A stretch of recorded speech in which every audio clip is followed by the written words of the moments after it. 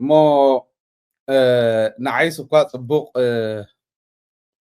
ዜና እየ ዝብሎ ህወሓት ካብ ናይ ኢትዮጵያ ናይ ፓርቲታት ምዝገባ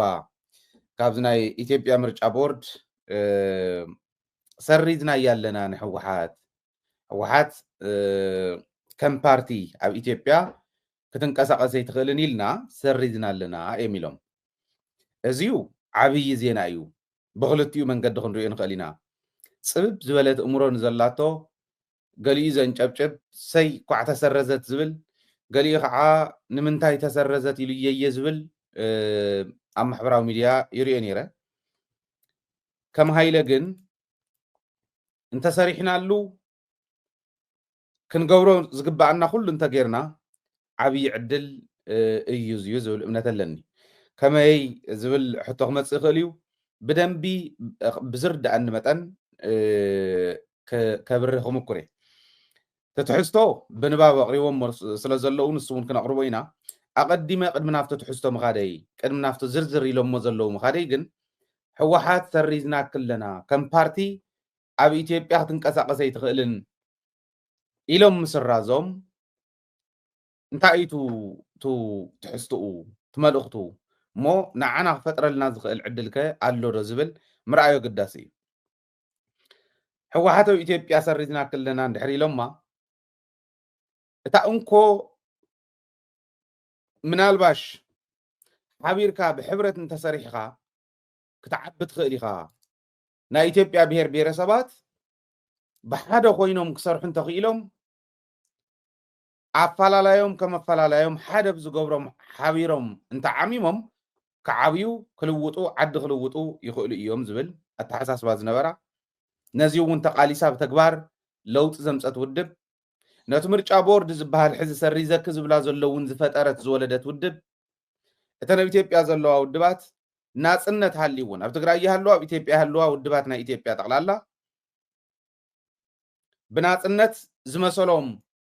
ፖለቲካዊ ኣተሓሳስባ ክኽተሉ ዝገበረት ውድብ ተቃሊሳን ቃልሲ መሪሓን ናብዚ ዘብፅሐት ውድብ ሕወሓት እያ ነዚኣ ሰሪዝና ክንተኢሎም ኣነ ዓብዪ ዕድል ንትግራይ ዝብል እምነት እዩ ዘለኒ ንምንታይ እንተኢልኩም ቁፅሪ ሓደ ኢትዮጵያ ዘላትሉ ኩነታት እንተፈሊጥናዮ ኢኮኖሚያዊ ኩነታታ ወታደራዊ ኩነታታ ናይ ዲፕሎማሲ ዘላትሉ ደረጃ እዚኦም ኩሎም እንተፈሊጥናዮ እንተተረዲእና ነፃ ሃገረ ትግራይ ናይ ምምስራት መንገዲ ባዕሎም ኢሎም የርእዩና ኣለዉ ኢለ እዩ ዝወስዳ ምሕባር ፅቡቕ ነይሩ ሓቢርካ ምስራሕ ፅቡቕ ነይሩ ሓቢርካ ምዕባይ ፅቡቕ ነይሩ ከምቲ ዝብልዎ ንቃል ንምባል ምድማር ፅቡቕ ነይሩ ግን እንተተደሚርካ ሓውን ሓሰርን እንድሕር ዝኽወን ኮይኑ ትግራይ በሊዕና ትግራይ ጥፊእና ኢና ንነብር እንድሕር ዝብሉ ኮይኖም እቲ ዘለና መማረፂ ናፅነትና ምእዋጅን ዓርስና ኮይንና ምስ ዓለም ምረኻብን እዩ ነዚኣ ከዓ ናይ መወዳእታ ውሳነ ፅቡቕ ውሳነ ሂቦምን ኣለዉ ውድባትና እንድሕር ብናታቶም ኢድ ዝስረዛን ዝውላዓን ዝምዝገባን ዝስረዛን ብኦም እንተኮይኑ ህዝቢ ትግራይ ምንም ሰይ ዘይብሉ እንተኮይኑ ሕወሓት ማለት ዳርጋ 1 ሚልዮን ኣባል ዘለዋ በሽሓት ዝቁፀሩ ላዕለዎት ኣመራርሓ ዘለዋ ውድብ ሰሪዝና ኪሎም ክዛረቡ ንሞራል እውን ናብቲ ደረጃ ንሱ ክበፅሑ ይነበሮምን ለባማት ተዝኾኑ ነይሮም ምክንያቱ ክንዱ ዝኣክል ድሓን ዋላት ህዝቢ ትግራይ እሞ ይግደፍዎ ኣባል ሕወሓት ጥራሕ ክንዱ ዝኣክል ሰሪዝና ኣለና ክትውደበ ኣይትኽእልን ኢሎም ክብትንዎ ከለዉ መንዕኦም እውን ዝፈጠረቶም ውድብ ኮይና እንዳሃለወት እዚዩ ትርጉሙ እንተተረዲእና ኪዱልና እንዶ እንዳበልዮም ዝደፉናኒ ንሕና ኢና ሙጭጭ ኢልና ተጣቢቕና እኒናብኡ ማለት ስለዚ ሕዚ ክግበር ዘለዎ ታዝርዝር ክንሰምዓ እንዲና ምእንታን እቱ ዘንበውን ዘየንበውን ኩሉም ብማዕረኽ ንወስዶ ሕዚ ክንገብሮ ዘለና ፅቡቕ እንኳዕ ሰረዝኩም ኢትዮጵያ ኣብ ቀረባ ተዋዓልናዮ ውዕል ፕሪቶሪያ እውን ብግልፂ ኣፍሪሳቶ ኣላ ምክንያቱ ሕወሓት ተሰሪዛ ኣላ ካብ ናይ ኢትዮጵያ ፓርትነት እንድሕር ተባሂላ ምስ ኢትዮጵያ ዘራኽበና ዝነበረ ሕወሓትን ፌደራል መንግስትን ዝገበርኦ ውዕል እውን ብዕሊ ጥሒት ኣለኹን ዝብለና ዘሎ ዘራኽብ የብልናን ማለት ውዕል ፕሪቶሪያ ተጣሒስ እንተኮይኑ ዘራኽብ ዘይብልና እንተኮይኑ መተል ዓርሶ ውሳነና ኣብ ኢድና ቅልጽምና ስለ ዝኾነት ሕዝታ ይክግበር ዘለዎ ናብ ዝብል ኢና ክንከድ ዘለና ማለት ኣነ ዝብል መንግስትና ይመለስ ብቐጥታ ሕዚ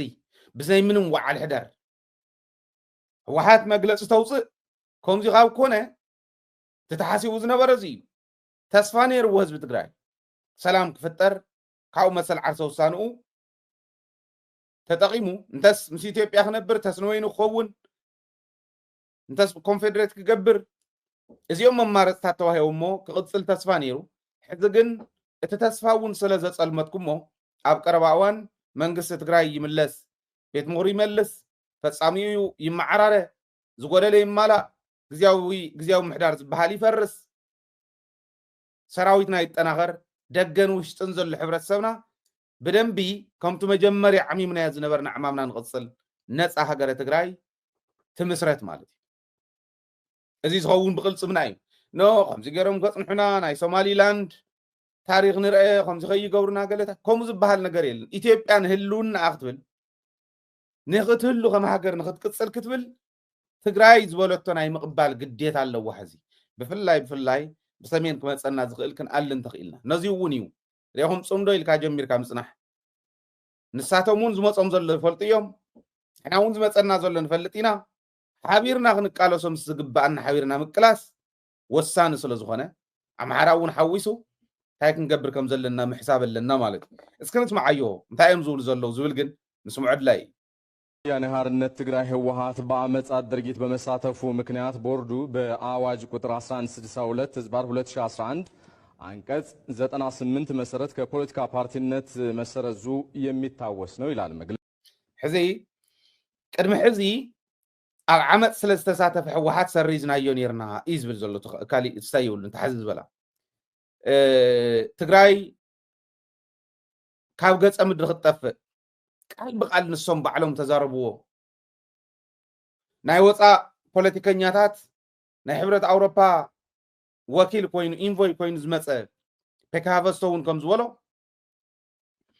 ትግራይ ዋይፕ ኣውት ክንገብራ ኢና እንተዘይክኢልና 100 ዓመት ንድሕሪት ክንመልሳ ኢና ኢሎም ይኸዱ ከም ዝነበሩ ረሲዖም ትግራይ ህዝባ ጥራሕ እንተይኮነ ታሪክ ህዝባን ታሪክ ናይ ተዓድን ንሶም ጥራሕ እንተይኮነ ንዖም ዝመስሉ እውን ሰሙያ ታሪክ ኩዒቶም ናብ ዘየውፅዎ ጉድጓድ ክንእትዎም ኢና ኢሎም ይፈክሩ ከም ዘይነበሩ ከም ሳጥናኤል በስመ አብ ወልድ መንፈስ ቅዱስ ኢልካ ማዕቲብካ ትግራዋይ ክትርኢ ከለካ በርጊሕካ ጥፋእ ይብሉ ከም ዘይነበሩ ንሕወሓት ኣብ ዓመፅ እያ ተሳቲፋ ተባሂሉ ህልውና ህዝባ ክተረጋግፅ መኸተ ክትምክት ስለ ዝጀመረት ትግራዋይነታ ስለ ዘረጋገፀት ብህዝቢ ትግራይ ዘይኮነላ ውድብ ስለ ዝኾነት ግድፈታቶም ከም ግድፈታቶም ጎደሎ ዘይብሉ የለን እታ እንኮ ውድብ ብዕቱብ ተቃሊሳ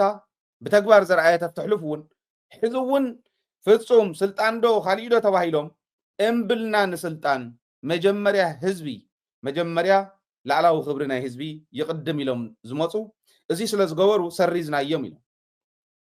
ኣብዚና ልቢ ክንገብር ነይርና ብናይ ኢትዮጵያ ሪሞት ዝስረዝን ዝውላዕን ነገር ክህልወና የብሉን ንሕና ናፅነትና ዘረጋግፀልና ሕገ መንግስቲ ኣሎ ሰልፍ ኦቶኖሚ ኣለወን ተንክልላት ስለዚ ትግራይ ትውክል ሕወሓት ትውክል ንትግራይ እምበር ኣብ ኢትዮጵያ ይነበረ ተካይዳ ፀገም ነይርዎ ዶ ቅድሚኡ ነይርዎ እዩ ምንም ጥርጥር የብሉን መኸተ ስለ ዝመከቱ ግን ዓመፅ ኣይነበረን እዚ ኢሎም ግን ጽሒፎም ኣለዉ ንርአዩ ይሁንና የፕሪቶሪያው ስምምነት ከተደረገ በኋላ የህወሓት ህጋዊ ሰውነት እንዲሰረዝ የተላለፈው ውሳኔ እንዲነሳ ቦርዱን ሚያዝያ 13 እና ሚያዝያ 28 ቀን 2015 ዓ.ም መጠየቁ የሚታወስ ነው። ሆኖም ቦርዱ በአመጻ ድርጊት በመሳተፍ ከፖለቲካ ፓርቲነት የተሰረዘ የፖለቲካ ፓርቲ ህጋዊ ሰውነቱ ከተሰረዘ በኋላ ህጋዊ ሰውነትን ለመመለስ የሚያስችል ህግ ስለሌለው ጥያቄውን ውድቅ በማድረግ ግንቦት 4 ቀን 2015 ዓ.ም በቁጥር 1162 ዝባር 11 1155 በተጻፈ ደብዳቤ መልስ ተሰጥቷል። ኢትዮጵያ የምርጫ የፖለቲካ ፓርቲ ምዝገባና የምርጫ ስነ ምግባር አዋጅ ቁጥር 1162 ዝባር 2011 ለማሻሻል የወጣው አዋጅ ቁጥር 1332 ዝባር 2016 መታወጁን ተከትሎ ህወሓት በአዋጁ መሰረት በልዩ ሁኔታ ፓርቲ ሆኖ ለመመዝገብ መቅረብ የሚገባቸውን ሰነዶች በመያዝ ባቀረበው ጥያቄ እንደዚሁም ህወሓትን አስመልክቶ የፍትህ ሚኒስቴር በህግ የተሰጠውን ስልጣን መሰረት ሰኔ 17 ቀን 2016 ዓ.ም በቁጥር 113 ዝባር 1345 በተጻፈ ደብዳቤ መነሻም ህወሓት ህጋዊ ሰውነት የሚያገኝበትን ህግ መሰረት በማድረግ ቦርዱ በማሻሻያ አዋጁ መሰረት ለፓርቲው በልዩ ሁኔታ መዝግቦ ነሐሴ 3 ቀን 2016 ዓ.ም ህጋዊ ሰውነት ማረጋገጫ ሰጥቶታል ይላል። ጽቡቅ ሕዝቲ ቀልዲ ሳቶም ብኸምዚ ዓይነት እንዳቀለዱ ሰንፈላል ገይሮም ክወስድዎ እዮም ዝደልዩ ብርግፅ እውን ርግፀኛ ኮይነ ክዛረቦ ዝኽእል ኣብይ ኣሕመድ ወይ ሽማግለ ክልእኽ እዩ ወይ ባዕሉ ክፅውዖም እዩ ኣይ ምርጫ ቦርድ እኮ ኢኹም ዝብል ዘሎ እምበር ኣነ ስኢልኩም ስራሕኩም ክትሰርሑ እየ ዝደሊ ክብሎም እዩ ከምኡ ክብሎም እዩ እዚ ክብል ከሎ ግን ኣብ ድሕሪኡ ክሕዘ ዝኽእል እንታይ ይመስለኩም ህወሓት ከምኡ እንዳበለት ሰንፈላል ኮይና ምርጫ ቦርድ ኣይመዝገብኩኹን ሰሪዘክ ኣለኹ እንዳበላ ኣብይ ኣሕመድ ኖ ይትስረዝን ኣነ ክነግሮም እየ ፅባሕ ባዶ ድሕሪ ፅባሕ ባዶ እንዳተባሃለ እስካዕ መረፃ ጥቃ ምስ መፀ ኣኸለ ምናልባሽ እውን ኢትዮጵያ እንዳጠንከረት እንተመፅያ ናይ ትግራይ ኩነታት እቶም ዘይረብሑ ዝኾኑ መራሕቲ ናበሳበስዋ ምስ ፀንሑ ንትግራይ ህወሓት እውን ዝደኸመት ትግራይ እውን ዝደኸመት ምስ ኮነት ድሕሪኡ ኣብቲ መረፃ ጥቃ ምስ ኮነ ኣኸለ ተሰሪት ክንዲኺ ኣነ ሞ እንታይ ክገብረኩም ሕጊ ዳኣ ሕጊ እንዲ እንዳበለ ክቕልደሎም እዩ ከምኡ ክብሎም ዝኽእል ማለት እዩ ስለዚ ክሕዝዎ ዘለዎም ትሕዝ ዝበለና መጀመርያ ሰሪዝና እያ በውዕል ፕሪቶሪያ መሰረት ከዓ ተሰረዘ ፓርቲ ይመለስ ተባሂሉ ቦርድ ዋላ እንተሓተተ ዝተሰረዘ ዝምለሰሉ ሕጊ ስለ ዘየለ እዩ ዝተሰረዘ ዝምዝገበሉ ባዕሎም ሰሪዞም ባዕሎም ከም ብሓድሽ ውላድ ገና ጨቕላኹን ኢሎም ዝምዝገብሉ ሕጊ ኣፅዲቖም ሰሪዝናዮ ዝነበርና ብስሕተት እሞ ከም ዝነበረቶ ትቐፅል ዝብል ሕጊ ግን ምፅዳቕ ኣብይዎም ሕዚ ዝብለና ዘሎ ሰሪዝናዮ ተሰረዘ ዝምለሰሉ ናብ ንቡር ዝምለሰሉ ግን ስለ ዘይነበረ እንደገና ከም ብሓድሽ ክትምዝገብ ዕድል ፈጢርና ኣላ እዩ እቶም ዝፈጠረቶም እቶም ዝወለደቶም እቶም እቲ ከምዚ ሕዚ ዝኔውሉ ደረጃ ኮይኖም ንኽቕፅሉ ሰባት ኮይኖም ንኽቕፅሉ ዕድል ዝፈጠረትሎም ዕድል ፈጢርና ኣላ ኢና ከም ብሓድሽ ክትምዝገብ ኢሎም ቀልዶም ይቕልዱ ማለት እዩ ግን ኩለን ካብቲ ናይ ምስራዝ ጀሚሩ እስካዕቱ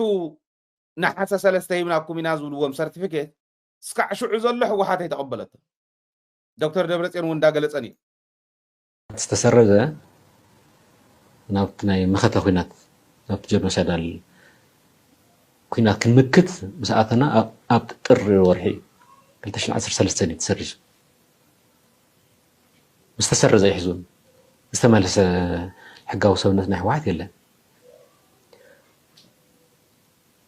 يا ودح مقابيت لما أشبار وانت وهايلنا أفت قلت عشان 10 سلستان زود ببيت مخرم مالي ثلث تسرزة حزت مسح 11 سرزة نحن قبلنا شعات مستسرزنا حقه وسوينا أي تملسا حزت على ذلا أنا نحاسة سيرتيفيكيت قلت عشان 10 سنة مسات سيرتيفيكيت حداش مزقاوة دي أرمي نقبلن إلا هنا بذا حداش سيرتيفيكيت وانا نقر هو حد رخوان منم نقر إلا منم بزي أزر رخونا أفلوت إلا بزي أزر رخونا يو روح إلا منم إحنا أزر لنا دخلتشن 10 سلستان تسرزت الملسي أنا 5 عامات ودب ترقاق مكله ونزل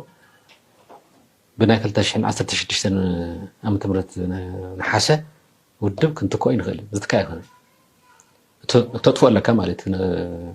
تروح واحد هذا حد شو واحد يكون زي هاوت كون زي تغلي كنت ክትኮንስ ብስሩ ዘይትኽእል ማለት حتتنا تسرز يملس تا 2013 تسرز تملس نسوم زهاونا حدش مزقبا ما هاي نقبلني الذي فشاع معلتون تنقيرومي نعم حد خلت معلتون بعلي بدبدبي بعلي تحريقون سلازي ذا صرف كزي عيناتنا يعني بزل سلازي حز قبر تكنيكال صوتاي بعلم زمزقبوه بعلم كسرزوا يخل يوم بعلم يمزجيهم مقدمون بعلم كسر زوي كل يوم هذا سفراس ريت قبر سوله عدل يزي بايزو قدمون ينورن كلتشن 10 سريدنا كزول واودب تمرح زلا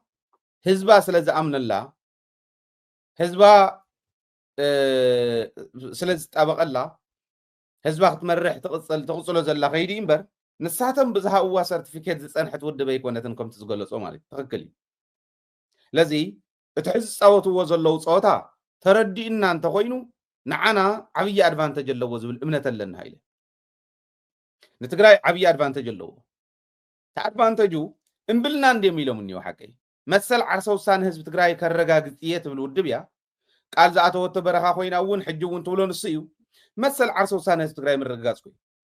ህዝብ ትግራይ ዘአመነላ ውድብ መንግስቲ ልዝመረጻ ውድብ نسلام كبحال فريما كم ودب كنقساقس شجر يلن عبيرنا نمرحيو الى تدراديرا سلاز مصت كندو زاكلش كعلال صوت انت خوينم نا ايثيوبيا غودلو كفلط كوي نا ايثيوبيا خفتات فلطاتيو تعدي نحنا بزدلنا يمنقد نختكيد مغبار ما قليليو حزي منالباش زسقاكم سوات انتهاليهم ازي عدل يمون نتقوم الحوحات سنفلال كي تصاوت حزون سيرتيفيكيت ملسو لي يتملسو لي بحال ነገር የለን እስካዕቱ መልሱ ስራሕና ክንሰርሕ ስለዘለና ምስ ህዝብና መንግስትና መሊስናለና መንግስት ስለስተመለሰ ወይግዚያው ምሕዳር ስለዝቀጠለ ንኢትዮጵያ ዝፈጥረላ አወንታ ይኹን አሉታ ተጽዕኖ የለን ንህዝብ ትግራይ ግን ኣለዎ ስሩዕ መንግስት እንተተመሊሱ ስሩዕ ዝኾነ ምምሕዳር ከልዩ እቲ ሕዚ ላዕልን ታሕትን ዘብለና ዘሎ ማዓት ጎታት ወድ ጎታት እውን የለ بسرعات كن كيد يقبرنا مالي لذي عاوزي لبيلنا اينا كن ريو زلنا توهبا ينبرن بايدوي تصاويتهم لمون ديو حوحات سئيل زن عق بارتي يكون ولا حج مسدخمتاتا حوحات النعق بارتي يكون كفرسو وحسي وملو زنور غزيات نترينا انا عملتنا جيتاچو من قصاص نرى جيتاچو اسكعتا غبايه تكايد غوتيتو من تسمخ تل اندهاو سسعو سلازفلطو زهاو اندهاو اسكعتا ناي غوائي سند اسكعت فرم مبصيحمو جغانيوم عاوز خطاقعلهم يزغبا سو إلي نبرن حقي تطحيسيو ولا بتግራይ إز بزلو حقدم بناي حوحات طحيسهم مغتلنت بعلهم تم شمغلت بشمغلنا مغتل كون تواهيلو ايكونن سروانا ازغون ونيلو نيري سطرحت ايكون بيت صحفت ون انا خمطلو مغتلون انا خمطلو وانا انا خوني نيرتناتو موغت كم زول سسع سلطان بتاريخ تግራይ ترى زي يفلط ማለት نزيئة زغورو غيروم ولا مغتل هيو ممصيم مصقيعم منافتا طقا غباي تناي غباي معلتي تناي غباي سند مصدقا كنتات مسفلط هاديمو هادمه غباي تنيا اندحر تصوعو ناي غباي سند تصديقو حدا سب توسن قنطار سبات حيزو كمزون قرن هبن تقده زمص ነገር አይነበር ክትወሰን ግን ነርዋ ሁሉም ስራሕ ፈጸምት ዝፈረሙሉ ኩሎም ማእከላይ ኮሚቴ ዝኣመኑሉ بماجوريتي صدقه كوسن نيرو زيوم صيمو ازي حدا تا غباي نخيتكاير غويم زغبرو وبعل جيتاچو شو انتاي نير تا سيرتيفيكيت قديمم كايدم مقبال مختل تواهيلو سلتشيمو زنبره سيرتيفيكيت حواحات نعولو سر تواهيل نحنا اينا حواحات لم كوسديني تا سيرتيفيكيت انكم كلهم كلهم بالله يبلون امصيما ريوما مغلص اوصيملا كم زوله سبئنا كم زوله تعم استراتيجيك زغونه اكايدا تسب I think understands غوري يመስለን ወሲ ደሞ እንደሞ ይብሉ ዋላ ፖለቲካ ፓርቲ አባላትን መራሕትን ናይ ካልኦት ማለት እዩ ወሲ ደሞ የም ተመዝጊቦም ነይሮም ኦሬዲ ተሰሪዞም ለው ዝብሉ ዝልጥፉን ርየ አስፊሕካ حساب አስተውዒሎም የም ከይደሞ ብስነ ስርዓት የም ጎል ቆጽሮም ኢትዮጵያ ህይወኩም የኢላቶም መግለጽ አውጽዮም ንሕና ይንቅበል ንሕና 50 ዓመት ዝገበርና 50 ዓመት ናይ ዝገበረ ውድብ ገና ተወለድ ሕዚ ኢልኩም ከተውጾ ይትኽእሉን ታሪኽ ናይ ሓደ 50 ዓመት ዝገበረ ውድብ ክትስርዞ ይትኽእሉን ከም ትሕዝ ዝበሎ ኣይከኣልን ኢሎም መግለጽ አውጽዮም ጉባኤ ግን ኣይተሰረዘትን ሽዑ ኣይተዓነቐፈትን ሽዑ በዓል ጌታቸው ዓቢዶም ሽዑ ዝነበረ ዕብዳን ካብዚ ዝወፀ እዩ ነይሩ ሲስተውዒልኩም ራእይዎ ታ ውድብ ብደንብ ብስነ ስርዓት ተኸደለ ጥርጥር የብለይን ሕጂ እውን ኣብዛ ናይ ሕጂ መግለፂኦም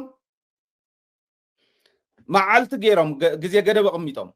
መግለፂ ከውፅ እንዲዮም ምፅኦም ዘይተርፍ እንዲዩ እንተውፅኦም እስካዕ እዛ መዓልቲ እዚኣ ናይ ሕወሓት ሕጋውነት ኣፍልጦ እንተዘይረኺቡ ካብዛ መዓልቲ እዚኣ እንድሓር ሕጋዊ ስሩዕ መንግስቲ ናይ ትግራይ ክንመልስ ኢና ቤት ምኽርና ክነደላደል ኢና ዝጎደለ ማሊእና ዓድና ክንመርሕ ክንግደድ ኢና ዝብል መግለፂ ከውፅ ኣለዎም ባህል እያ እዚ የውፅዎ ምክንያቱ ከምዚ እንድሕር ኢሎም ደኣ ኩናት ገለታት ዝብል ሰብ ክህሉ ኩናት ዝተረፍን ዝመፅእን ብምንታይ እዩ ሓደ ክንኣምኖ ዘለና ተመሊስካ ናብ ማህፀነ ዲኻ ተመሊስካ ክትኣቶ ይትኽእል ኮዑና እንተመፅኦም ክበልዑና እንተመፅኦምማ ክንምክት እዩ ዘለና ኩናት ይብሉ ኣለዉ ከምዚ ኢሎም ገለታት ከምኡ ኢልኩም ኣይትበሉ ንሕና ከምቲ ናይ ቅድሚ ሕዚ ኢና ክንምክቶስ ካሊእ ዕድል ኣለና ካሊእ እስትራቴጂ ክንነድፍ ንኽእል ኢና ኣብኡ ኢና ክንከራኸር ዘለና እምበር ኮዑና ክበልዑና እንተመፅኦም ደኣ መሲኢልና ክንብላዕ ሲልካ ምብላዕ ዝበሃል ኣሎ ንሰርሕ እውን ኣለና ኢና ስኸይበልና ንኮ ብሰሜን 1,000 ኪሎ ሜትር ቦርደር ነፃ ንክኸውን ኢና ንፅዕር ዘለና ኤርትራ እውን ውሕጂ መፆም ኣሎ ንሕና እውን ውሕጂ መፀና ኣሎ እቲ ውሕጂ ሓቢርና ንከላኸል ኢና ንብል ዘለና ኣምሓራ ውሕጂ መፆም ኣሎ ይጭፍጭፎም እውን ኣሎ ሓቢርና ንከላኸል ኢና ንብል ዘለና ዓፋር እውን ከምኡ ጌርካ እሚንካ ተዓዲ ኣብ ምንታይ ደረጃ ክትተርፍ ከም ትኽእል ሕሰቡ ዕድል ኣለና ሕዚ ዕድል ኣለና ልዕሊ ቅልፅም ትግራይ ዝኾነ ቅልፅም ዘይብላ ኢትዮጵያ ጌርካ ክትሰርሓ ክትክእል ኣለካ ኣብዚ ኢና ክንነጥፍ ዘለና ብዕሊ ወኢትዮጵያ እኮ ናብቲ ሕዚ ዝብሎ ዘለኹ ደረጃ ንምእታው እታ ዝቐለለት ዓዲ እኮ እያ መራሕታ እውን ሓሶተም ምቅንብባር ሽርሕም ምቅንብባር እምበር ዓዲ ከልምዕ ኢኮኖሚያ ይጠንክር ህዝባ ስራሕ ይርከብ ዝብል ዘይብሎም ባዕሎም ዝገልፅዎ ሃይሊ ዝገልፁ ኣይኮነን ባር ቀደም ሐሰተኛ መረጃ አመንጪ አከፋፋይ ጠቅላይ ሚኒስትር አብይ አህመድ ናቸው በግላቸው ከቀን ውስጥ ከ5 እስከ 8 ሰዓት ፌስቡክ ላይ የሚያወሉ የአገር ደህንነትና ህልውና ጉዳይ ሲሆን የሉ የሐሰተኛ መረጃ ህጉ በደንብ ይተግበር ካልን መጀመሪያ መተግበር ያለበት ጠቅላይ ሚኒስትር አብይ አህመድ ላይ ነው ተዓዲ እዚኣ እንዲያ ብደንቢ ማለት ክትቅመጥ ከላ እዚኣ ተዓዲ እናፈረሰት ዘላ ዓዲ እያ እናፈረሰት ዘላ ዓድስ መፃኹኻ ሕሕ ስለ ዝበለተካ ኩናት ዶ ካሊእ ዶ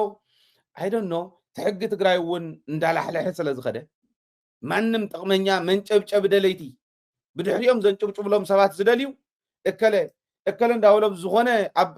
ሲሪየስ ኣብ ዝኾነ ቢሮ ማንም ተራ ሰብ እንዳመደቡ ዝኸዱ ዘለዉ ዋላ ሕጂ እውን ዝኸይድ ዘለኹ መፅአ ናይ ወዲ ወረደ ስሕተት እዚኣቶም ክእርነቡ እንተኮይኖም ናብ ስሩዕ መንግስቲ ናብ ተሓታቲ መንግስቲ ትግራይ ባዕላ ሸይማ ባዕላ ተሓቶ መንግስቲ ክህልዋ ክእል ኣሎ ዕድል ኣለና ሕዚ ሰረዝኩኹም በልኩኹም እንታይ ኢሎም ህዝቢ ትግራይ ዝኣመነላ ውድብ እያ ዝመረፃ ውድብ እያ ተመረፀ መንግስቲ እዩ ዘለና ተመረፀ መንግስትና ናብ ቦትኡ ምምላስ እዩ ቤት ምክሪ ናብ ቦትኡ ተዳለዉ እየ ዝብልዓኒ ኣባላት ቤት ምክሪ ትግራይ ዝነበርኩም ክትዳለዉ ኣለኩም ወረዳታት ነዚ ክዳለዉ ኣለዎን ጣብያታት ነዚ ክዳለዉ ኣለዎን ዝኾነ ይኹን ሸላኽ እዚ ሕዚ ዝብሎ ዘለኹ ንኸይግበር ኣብ ውሽጢ ኮይኖም ነዚኣ ትፃረር ነገር ክሰርሑ ዝኽእሉ ሰባት ሕጋዊ ስጉምቲ እንዳወሰድካ እዩ ናብ ስርዓት ክኣቱ ዝኽእል ንምንታይ ኢኹም ትፈርሑ ስለዝፈራሕካ ኣለትሊትካ ስለ ዝፀዋዕካዮ ናይ ኢትዮጵያ መሪሕነት ክምሕረካ ይኽእልን ክበልዓካ ይመፅእ ስለ ዘሎ ማለት ስለዚ ካብ ታሕቲ እስካዕ ላዕሊ ኩላ ምሽግ ክትብል ክትክእል ኣለዋ ሕወሓት እውን ክትመዓራር ኣለዋ ተመረፀ መንግስትና እውን ክመዓራረኽ ክመፅእ ክእለሎ ኣብዚ ጎደለ እቶም ለባማት ምሁራን ትግራይ ለባማት ኣባላት ናይ ካልኦት ውድባት ከኣቱ ኣለዎም ኣብዚ ጎደለ ማለት ፍንጭራዕና ወልካ ኣይኮነን ዝንበር ንእከለ ተባሂሉ መተሓሓሲ ኣፍ መልጎም እንተይኮነ ብስነ ስርዓት መንግስትና ክንመልስ ከለና ኣብዚ ጎደለ ዓቕሚ ዘለዎም ናይ ካልኦት ውድባት እውን ኣትዮም ትግራይና ምሽግ ነብላ እንታይ ክመፅእ እንታይ ዓይነት ጨፍጫፍ እዮም ከምፅልካ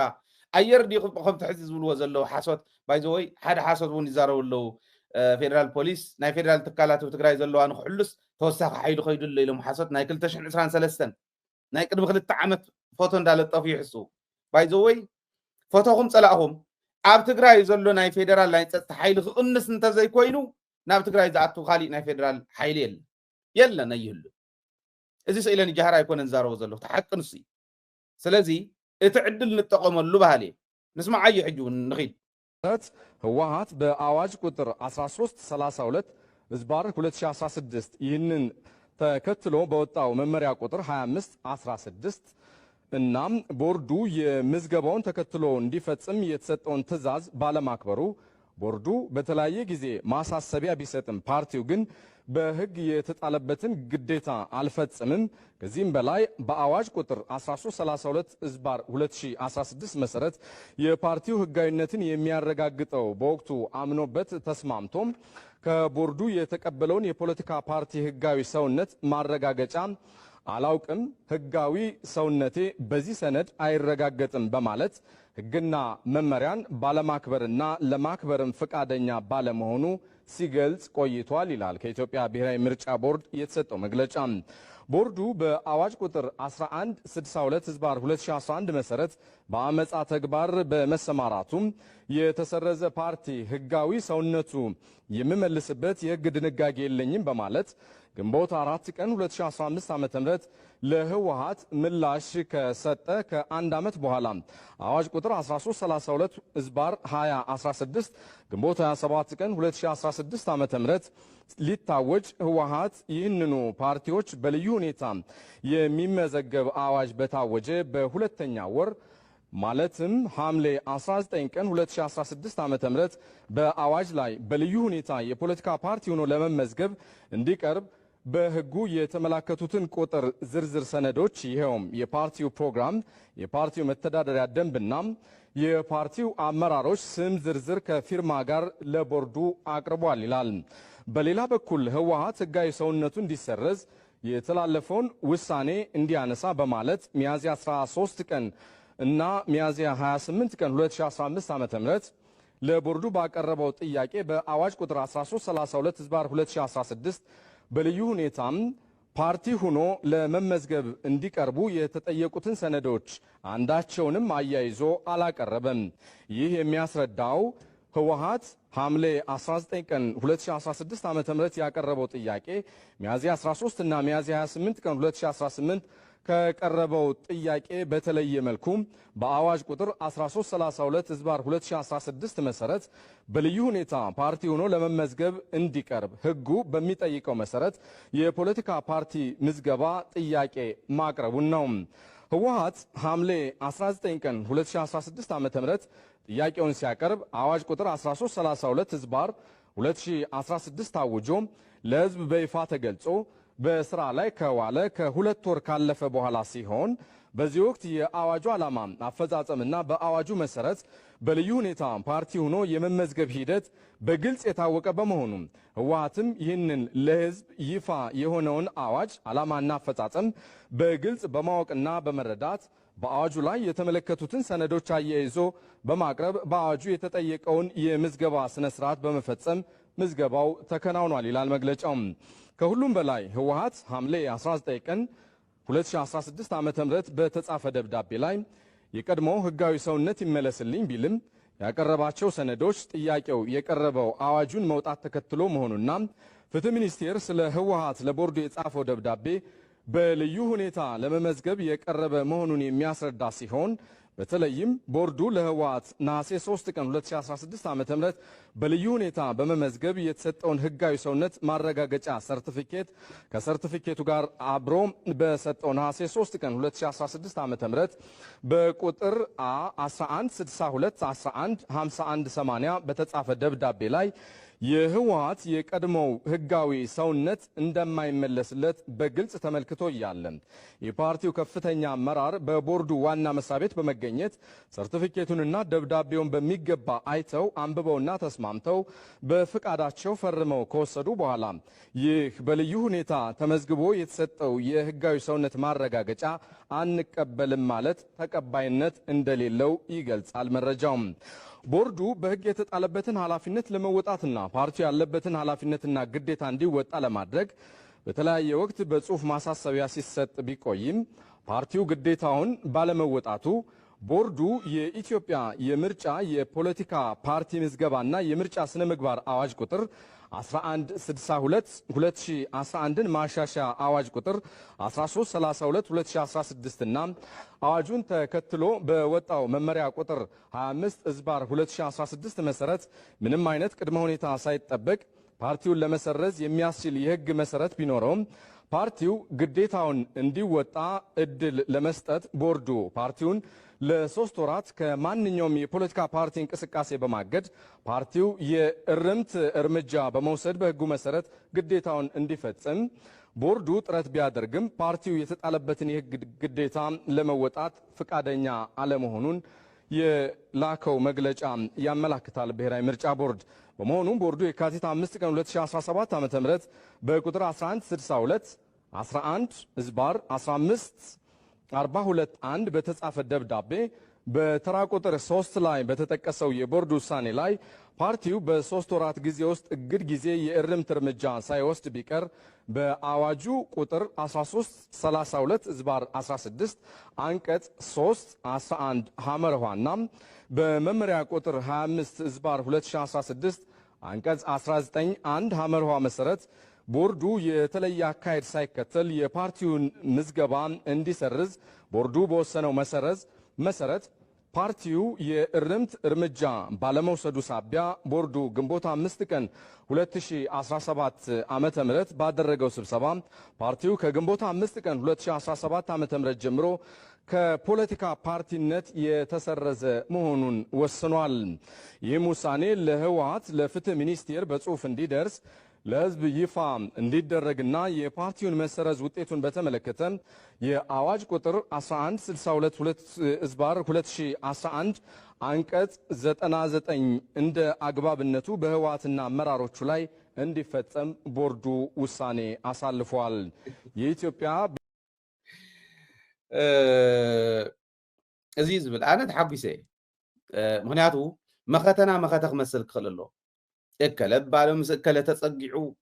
እከለባዶ ከምዚ ገይሩ ከድዓና እከለባዶ የጓትተሉ ካብ ምባል ስሩዕ መንግስቲ እንዲና መሪፅና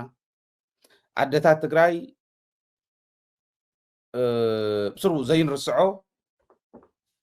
ለይቲ ሰዓት 8 ተሲአና ናብቲ ናይ መረፃ ጣብያ ከይደን እታ ክትገብራ መፂኽ እንተተባሃላ ከይተሓልፈኒ ሰብ ከይቅድመኒ እንዳበላ ዝመረፆ ህዝቢ ትግራይ እሩይ ብቁፅሩ ወፂኡ ብሚልዮናት ወፂኡ ዝመረፆ መንግስቲ እንዲ ዘለና መንግስትና ናብ ቦትኡ ምለሱልና ቤት ምክርና ናብ ቦትኡ ምለሱልና እዚ ክንገብር ክንክእል ኣለና ክንፃወት እንተኮይና ፖለቲካዊ ፀወታ ክንክእለሉ እንተኮይና እዚኣ ክትግበር ክትክእል ኣለዋ እዩ ኣብ ሜዳና ኩሉ ግዜ ድርድር ሜዳና እንዳገበርና ኢና ናብ ፀገም ናቱ በዚ ሕዚ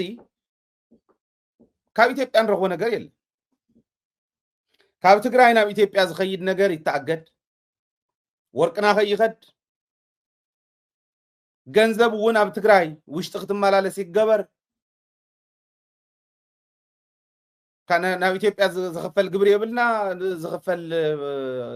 ተንትካላት እውን ናብ ፌደራል ታክስ ዝኸፍላ ግብሪ ዝኸፍላ ትካላትና እውን ፍጹም ከይኸይድ ትግራይ ዲፋክቶ ስቴትነታ ባዕሎም ዓውጆም ኣለዉ እየ ዝብል ዘሎ እስካዕቶ ሃገር ተባሂልና ተቐባልነት ንረክብ ዲፋክቶ ስቴት እያ عرسات محدر عرسات غاد نحنا كو حزي مقبو حسنا ناي تقراوي ناي 10 مليون سون انت هالي مقبو حسنا نمرققاص كابينا مالدي هاونا بوتا وصا خوينا ابزلنا يخوينا حبرت سبنا خنأمن نتحقاقز ميديا زي اخولي حزب تقراي ناي سومون ناي كلتا سومون طميت راح ياخذلو ناي مقبو حسنا قداي عرسخا ناي مقال بمقبي علم زفتحاتو ساينس زفتحو نغرينا نساقيل زلنا حقزمو نتحقاقزلمو حزبي افتا زلوا چندا خوينو ون سكعتانا بوتو زملس كيطمخ نغبر نخلينا مقو حسنا نتحدث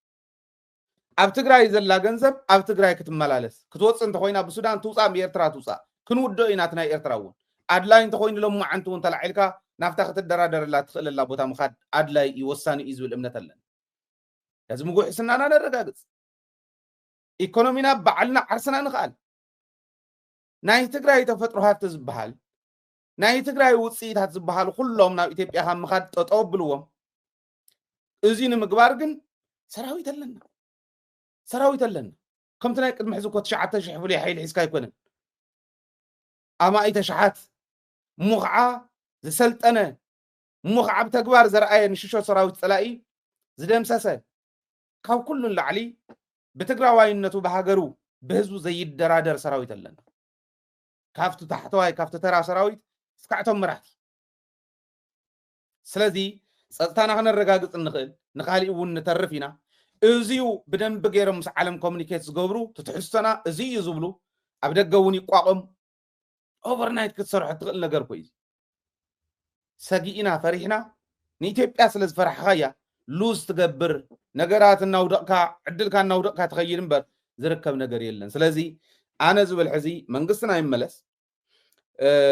ትቤት መህሩን ይዳሎ ቶሎ ተመለስ ክባሃል ከሎ ወዲያው ናቦቱ ዝማዓራረ ይማዓራረ እትልሕጽልሕጺ ይጽናሕ ልሕጽልሕጺ ይጽናሕ بإيموشن يكون نزارو زلخو زي تتخكلن يانس سلا زخوني اتخسرح زي يغل عقم زي ولو دغ يصنح اسكع الساغر عقم زلوم سبات نتختكع زغبا بوتا يتكؤو بدفرت نغورو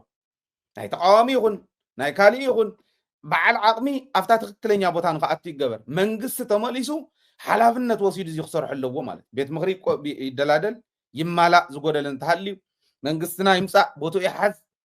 يمالا زغودلن تحليو ايلقن كاب سلطان زول تحليو يستربا بحق تግራይ ቶሎ እዚ ክግበር ክኽለለዎ ባህሊ እዚ አንተ ተገይራ ድርድር ረብያ ትኾን ጊደፉ ዳን ገዲፍና የለና ጊደፉ ይዝኸውን ሽዑኹን ገድፎ ዲናይን ገድፎን መውዕል ታይዝ ባህል ዝናይ መሰል ዓርሶ ውሳነ ትግራይ ይከበር ህዝብ ትግራይ ይምረጽ እንበር ንሕናማ قدمون زي مصانا ينيرنا الكام الدردار يكال مثل عرسو وسانه نخرغاغص زخلون بوي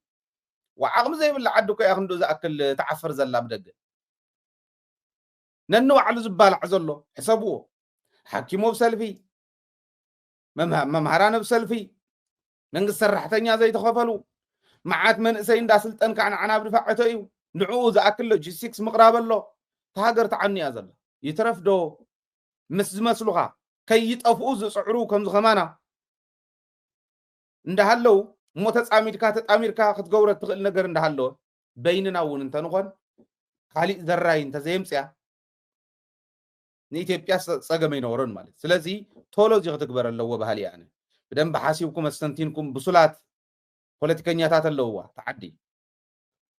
አማኽርዎ ናቶም ተመክሮ ናቶም ንባብ ወሳኒ ንሕና ነው ለዘለና ውን ወሰድዎ ተዓዲ ናጽነታ ከተረጋግጽ ዘልዓለም ገውዙ ኮይና ዝዓዲ እዚኣ ሃገር ከባብ እንዳጭነው ትነብር ስለዝኾነት ካብዚ ክንላቀ ክንገላገል እንተኮይና ሕጂ እያ ግዜኣ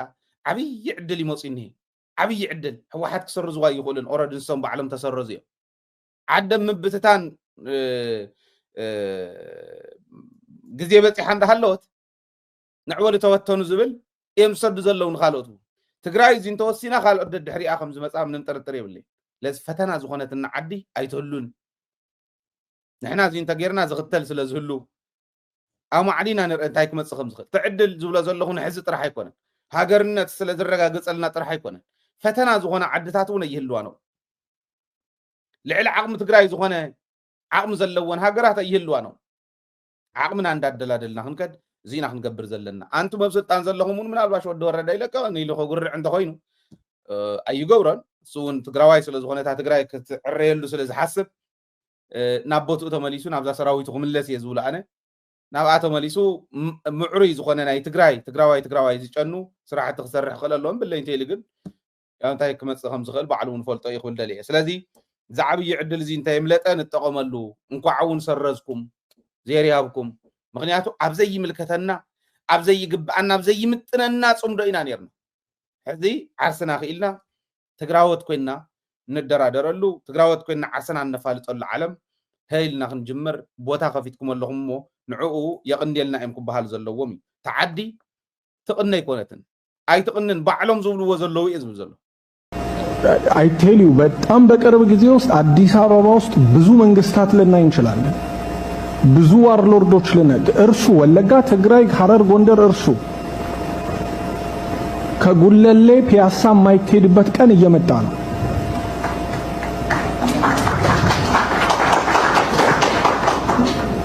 የምታጨበጭቡ ደስ ብሏችሁ እንዳልሆነ ልገምት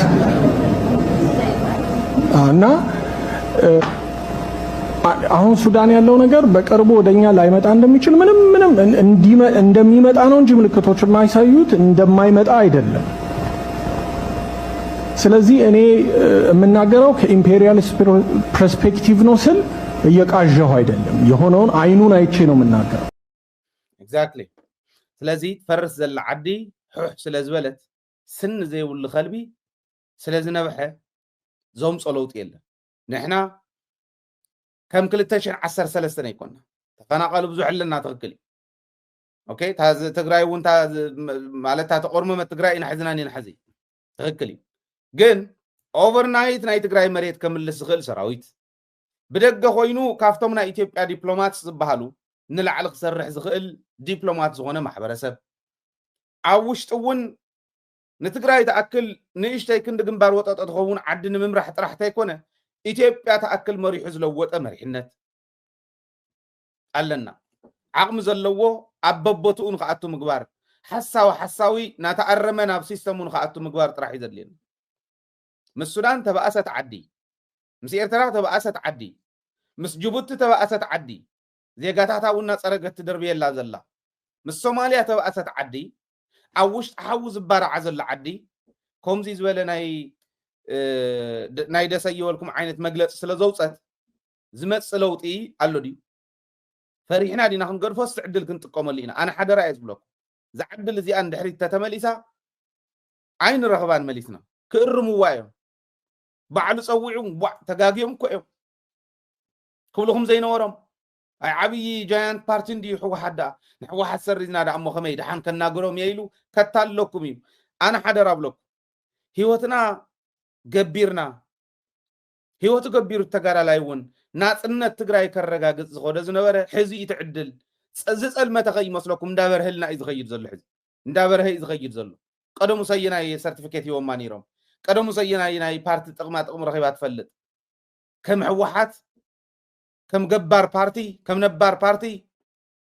ካብ ኣኽጥቆም እንዳተገበኦም ንሕወሓት ከፍርሱ በሊሎም ጽዒሮም ህዝቢ ትግራይ ሓሊዋ ስካዓዚ መጽ ያላ ሕዚ እቲ ሕዚ ዝብሎ ዘለኹም ተዘይጌራ ትዕድል ተዘይተጠቂማትሉ ምንም ምድርዳር የድለን ሕዚ መንግስቲ ስለ ዝመለሱ ኣትዮም ኢሉ ኤርትራ ሒዙ ከኣተካ ይኽእልን ሕዚ ኤርትራ እንተኣትዮም ርግፀኛ ኮይነ ዛረቦ መቐለ ንመቐለ እንተተንኩሶም ወይ ዝኾነ ጫፍ ናይ ትግራይ እንተተንኩሶም ኣዲስ ኣበባ ከም ዝወቕዑ ሻዕብያ ኣይጠራጠርና ንባዕሎም ትመፆም ኣለያ ንሕና ሻዕብያ ኣሚንና ንእተዎ ይኮነን ዝብል ዘሎ ዓርስና ተኣማሚንና ኢና ንኣቶ مش شعبية زنبرنا نفتح لنا نخدو لنا عينا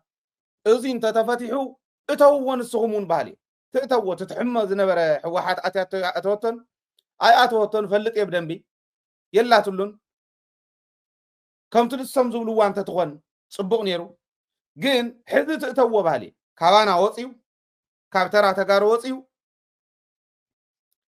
نافتا ودب اتي تاودب كتعت ولا واسم معنات زيو يفرم سم معنات አይቱን ኩና ይነኻኩም ምንውን እጉል ይኻል ይትረፍ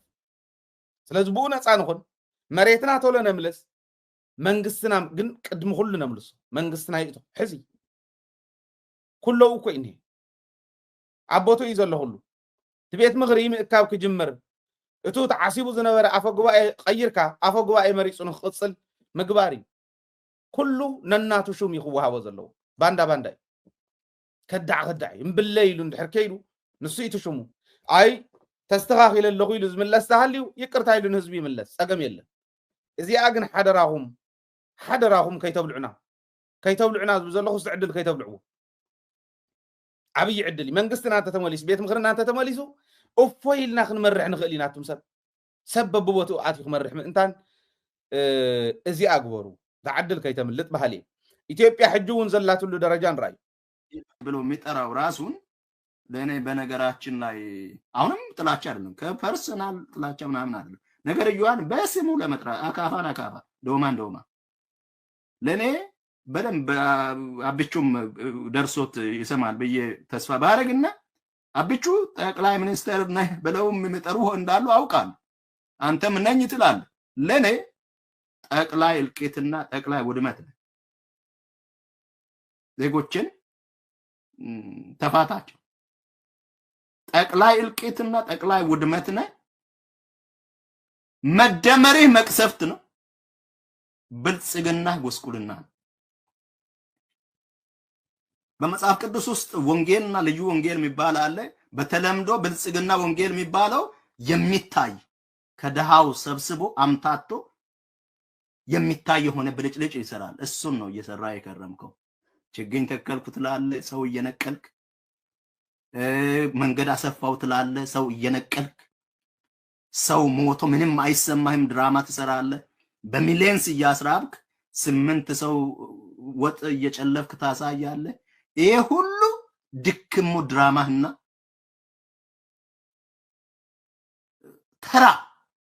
ተራ ማታለያ ነው ተው እንደዚህ አይነት ነገር አንተ በሚታረገው ሌላው ቀርቶ አብቹ ይሄ ስትናገር የምታወጣው የድምጽ ቅላጼ ውስጥ አሮ ተበሳጭተ ይያለ ትግስተኛ የምትመስለው ድራማ ሁሉ ተራ ነውና ተው ዜጎችን ተፋታ ዜጎቼ ያላቸው ችግር አንተ ጨምረባቸው ይቅርና ያላቸው ፈተና መከራ ከሚሸከሙት በላይ ነው ተግባብተው ተነጋግረው ልዩነታቸውን አስማምተው ራሳቸውንም እየረዱ ሌላው የተቀረው የሰው ልጅ እንዲረዳቸው ይህንን ድል እንዲያገኙ ዜጎችን ተዋቸው በዚህ ምድር ላይ ባትጠየቅ ከፈጣሪ አካውንታቢሊቲ ልታመልጥ ስለማትችል ማለት ይሄ ተናጋሪው ከተወሰነ ጊዜ በኋላ ካፈር የሚቀላቀል ነው አንድ ቀን ይጠየቃሉ ኤግዛክትሊ ዚያታ ኢትዮጵያ ስለዚህ ዓዲ ዘፍርስ ዘሎ ወድስ ኣብቲ ኮይኑ ስለ ዝፈከረ ዝመፀና ይብልና እሞ ሓደራ ዝዓድል ዚኣ ንጠቐመላ ሓደራ ዝዓድል ዚኣ ናጽነት ህዝቢ ትግራይ መሊኡ ከረጋገጽ ሓደን መወዳእታን ግዜ ፈተናታትና ካብ ዝዓዲ ዚኣ ዝመፀና ጓሓፍ መልሲ ክረክብ እንድሕር ኮይኑ ሕጂ እያታ ግዜ ዝብል እምነት ኣለኒ ዜርያ ኣቦም እዚኦም ፅዮምልና ኣለው ተጋእ መጋእ ከይትብሉ ዝወሃበኩም ዝተርፈኩም ነገር የለን ህዝብኩም ሒዝኩም ክትቃለሱ ህዝቢ ትግራይ እውን ተዳሎ ነዚ ዝመፀና ነገር የለን ተዳሎ ክብል ከለኹ ንኻሊእ ኣይኮን ንሕና ደፊርና ክንገብሮ ዝግባአና እንተ ጌርና ጥራሕ እዩ ዝመፀና ዘይብል መላፍንቲ ንረክብ እውን ሽዑ እዩ ኣብ ውሽጢ ተጎሳቂልና ተኮርሚና ከፍ ስለ ዝበልና ካብ ኣብይ ኣሕመድ ትፅበዮ ነገር የለን ንፅበያ ካብኣ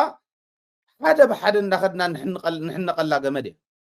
ካብ ኢትዮጵያ ካሊእ ትፅበይዎ ነገር የብልኩም ማንም መራሒ እዚ የስተውዒሉ ይኸድ ዘሎ